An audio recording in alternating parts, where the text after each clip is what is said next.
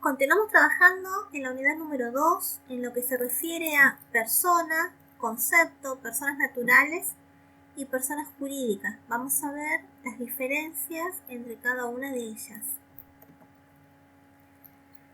Para empezar, vamos a decir que en el lenguaje común, el que usamos todos los días, la palabra persona designa a cualquier individuo. Pero en el derecho, la palabra muchas veces tiene un significado más amplio, otros más restringido, u otras veces son más precisas. Así, nuestro ordenamiento jurídico reconoce dos especies de personas: las personas humanas de existencia visible y las personas jurídicas de existencia ideal. Esto que está entre paréntesis hace alusión al antiguo código de Vélez-Sarsfield. Ahora estamos hablando de personas humanas o personas físicas, también se les suele decir, y las personas jurídicas, porque a veces el concepto de existencia ideal plantea algún tipo de confusión. Lo que tenemos que tener en cuenta es que en derecho, las palabras que usamos todos los días a veces pueden tener una connotación distinta, como en este caso. Cuando nosotros comúnmente hablamos de personas, no pensamos en una SRL, pero acá sí lo vamos a tener que tener en cuenta y hacer este tipo de distinciones. Vamos a empezar con las personas humanas, las personas físicas. ¿Desde qué momento se reputa que existe la persona? Podemos mirar el Pacto de San José de Costa Rica, que es un pacto ratificado por nuestra Constitución Nacional, que nos dice que la vida comienza en el momento mismo desde la concepción en el seno materno. Esta es una primera pauta, desde que se concibe en el seno materno. Veamos qué dice nuestro nuevo Código Civil, vigente a partir del 2015, y nos dice que el comienzo de la existencia de la persona humana comienza con la concepción. O sea, estamos en la misma línea. Se reconoce al nasciturus o persona por nacer como sujeto de derecho y por ende protegido por la legislación civil, siendo pasible de adquirir derechos y obligaciones colocándose el eje en la noción de concepción. Por eso es tan importante el concepto de comienzo de la existencia, cuando consideramos que ya tenemos una persona. Esta persona que está en el vientre materno ya se considera que tiene derechos y obligaciones según nuestra actual legislación civil. Puede heredar bienes, legados, pero vamos a ver que esto está sujeto a una condición. A la condición del nacimiento con vida. Los derechos y obligaciones del concebido o implantado en la mujer quedan irrevocablemente adquiridos si nace con vida. Si no nace con vida, se considera que la persona nunca existió. El nacimiento con vida se presume. Nótese acá que decimos en el concebido o implantado.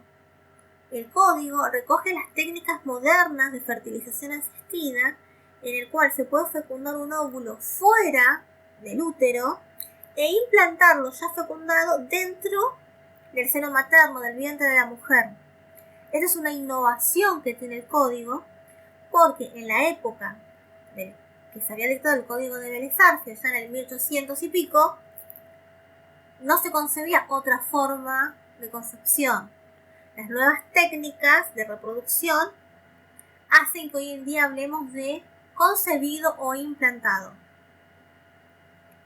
Pero para que pueda hacer uso de estos derechos y obligaciones, es necesario que se produzca el alumbramiento y que nazca con vida. Y el mismo código nos dice, si no nace con vida, se considera que la persona nunca existió. Por lo cual, si iba a heredar un bien, este niño por nacer, no lo va a heredar. Quizás por ahí piensa que estamos tirando muy finito. Pero sucede, piensen en una mujer joven que da a luz un hijo y ese hijo iba a heredar un legado, ¿sí? Una herencia. Si se considera que nunca existió porque lamentablemente nació sin vida, nunca existió la herencia, porque no existe persona a la cual heredar.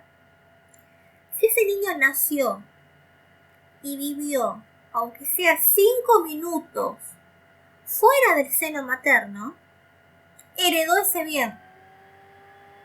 Y al fallecer, seguramente lo hereda su madre, ese bien.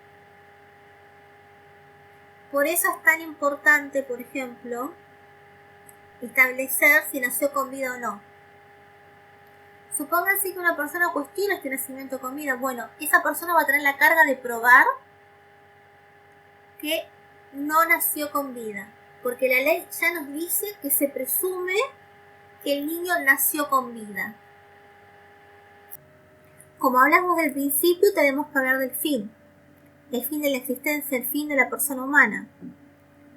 Terminan con la muerte, como la de presumir, pero puede ser natural o presunta. Vamos a ver la distinción de los dos casos.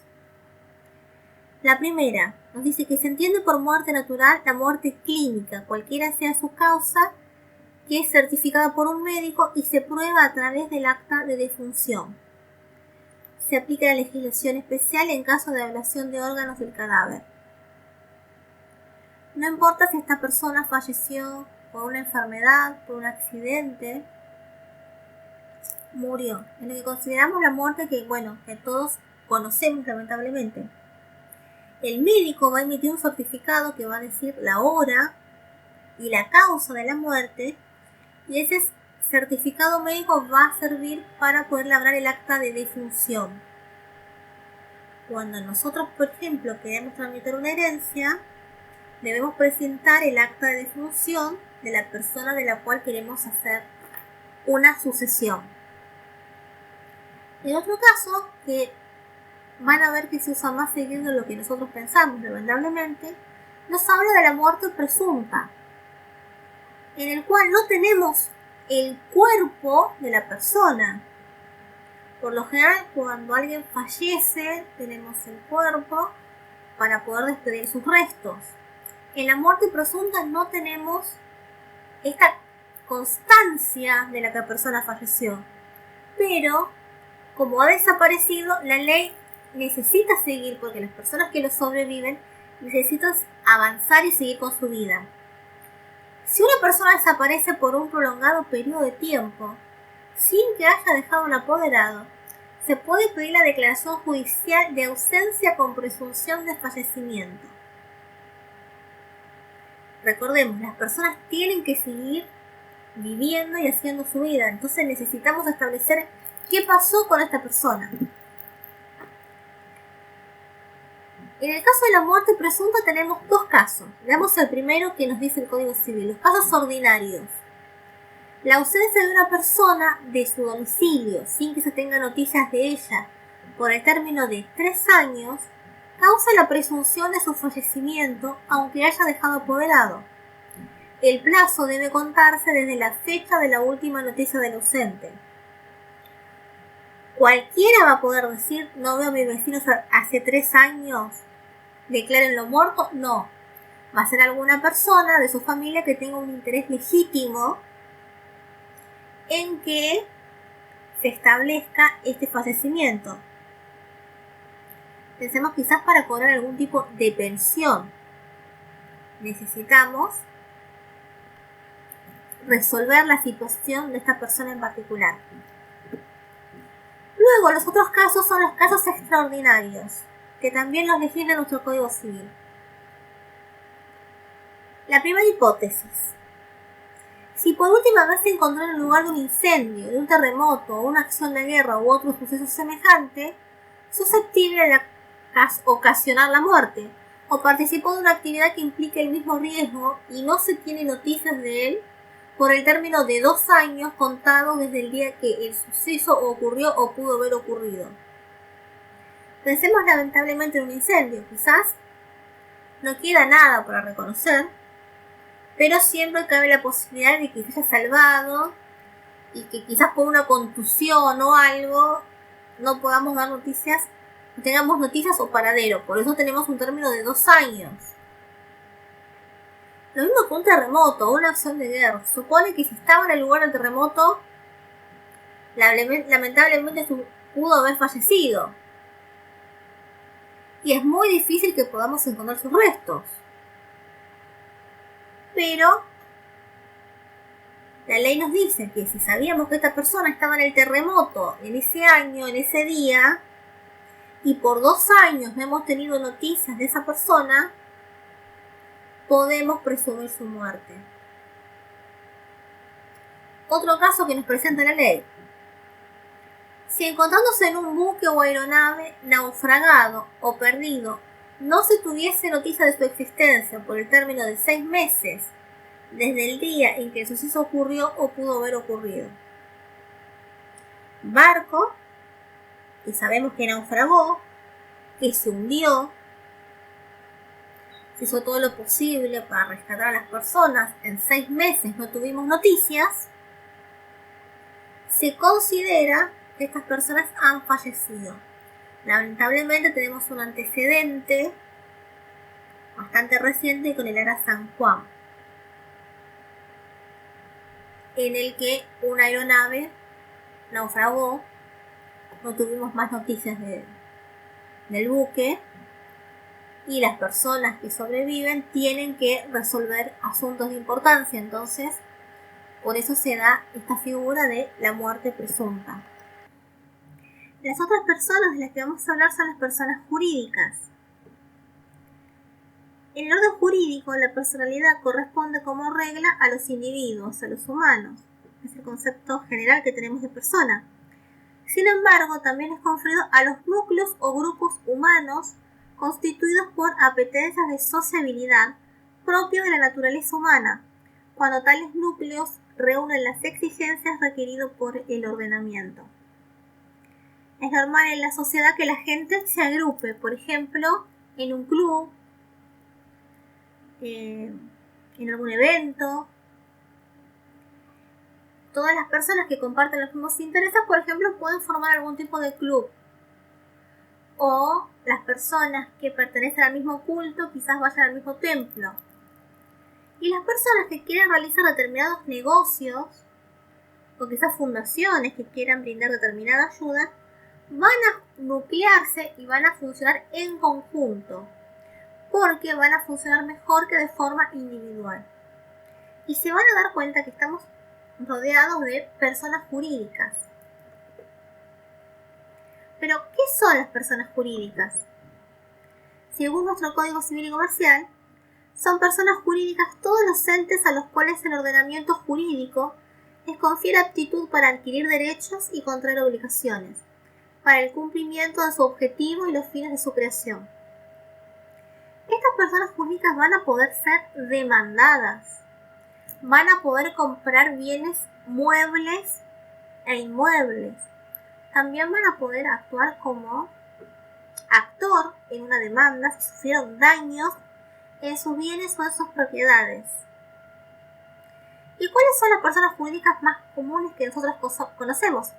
Las sociedades anónimas, las SRL, la sociedad en comandita simple. Y les pongo un ejemplo. Yo agarro este frasco de ají picante y si se toman la molestia de leer la parte de atrás, van a ver que van a encontrar un montón de personas jurídicas de responsabilidad limitada, Alimentos S.A., que sería una sociedad anónima, empresa de transporte, Univalier, por ejemplo, S.A. Como pasa por diferentes países, hay diferentes empresas con su S.A. Y entonces cada producto que nosotros consumimos, ya acá agarré un ají picante, podría ser cualquier otra cosa, van a ver que la mayoría, los dueños, los que los fabrican, los que los transportan, son personas jurídicas. Y no solo eso, si ustedes toman un transporte, por lo general, el dueño de ese transporte va a ser seguramente una empresa jurídica, una persona jurídica. O sea que no solo estamos rodeados de personas en el sentido anterior que nosotros vimos de personas físicas, sino que estamos rodeados día a día de estas personas jurídicas, que se clasifican de dos maneras. Tenemos las personas jurídicas de carácter público y las personas jurídicas de carácter privado. Tienen carácter público el Estado Nacional, las provincias y los municipios, las entidades autárquicas, las universidades nacionales, el Instituto Nacional de Salud Mental, el Banco Central, el Banco de la Nación Argentina y la Iglesia Católica. Tienen carácter público, o sea, tienen participación estatal. Y tienen carácter privado las asociaciones, fundaciones, que tengan por objeto el bien común, posean patrimonio propio y sean capaces por sus estatutos de adquirir bienes, no subsistan exclusivamente de asignaciones del Estado y obtengan autorización para funcionar. O sea, las personas jurídicas tienen que pasar por un determinado procedimiento para adquirir tal entidad, solicitarlo y cumplir con determinadas regulaciones. Y las sociedades civiles y comerciales o entidades que conformen la ley tengan capacidad para adquirir derechos y contraer obligaciones, aunque no requieran autorización expresa del Estado para funcionar. Si usted quiere hacer una industria, o sea, ejercer algún tipo de industria lícita y quiere formar una persona jurídica de carácter privado, va a necesitar una autorización expresa para funcionar. Pero si usted quiere recaudar fondos para la preservación de un hábitat, quizás esa autorización no necesita, esa actividad no requiere una autorización expresa del Estado, por lo cual lo va a poder realizar sin ningún tipo de problema. Cuando nace la persona jurídica, en realidad no nace, pero empieza a existir, podríamos decir. Las personas jurídicas de carácter público comienzan su existencia desde la fecha de su constitución o fundación. La existencia de la persona jurídica privada comienza desde su constitución. O sea, hacen un estatuto en el que dicen a partir de tal fecha, nosotros, un nombre de fantasía, un nombre cualquiera, SRL, empezamos a funcionar desde partir fecha. No necesita autorización legal para funcionar, excepto disposición legal en contrario.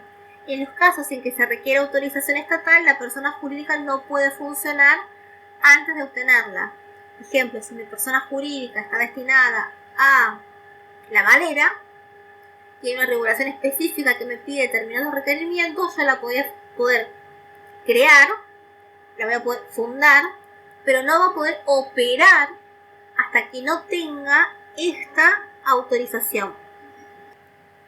Como las personas físicas nacen y mueren, las personas jurídicas tienen un principio y también tienen un fin. Termina la existencia de las personas jurídicas que requieren autorización estatal para funcionar por disolución en virtud de la decisión de sus miembros aprobada por autoridad competente, por disolución en virtud de la ley, por conclusión de los bienes destinados a sostenerla, etc.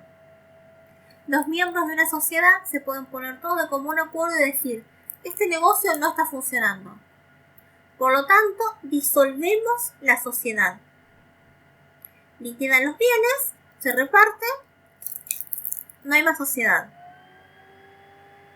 La disolución también puede venir por ley, que la ley disponga que esta actividad, esta sociedad, por ejemplo, puede pasar a ser de carácter ilegal, entonces se tiene que disolver. Supónganse que el día de mañana se declarare ilegal a la industria tabacalera. Entonces, las empresas tabacaleras que tenían un objeto lícito, al ser ilícito, no tendrían permiso para funcionar, por lo cual deberían disolver la sociedad. Y por la conclusión de los bienes destinados a sostenerla.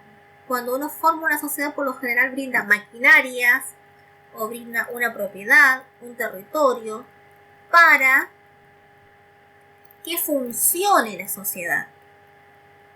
Si por destrucción total de la maquinaria, pérdida de los bienes o cualquier otra cosa, la sociedad no puede seguir funcionando, esta se va a terminar disolviendo y liquidando los activos entre los socios que queden.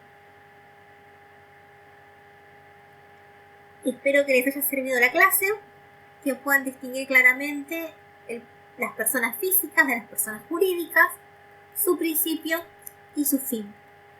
Nos vemos en la próxima clase. Hasta luego.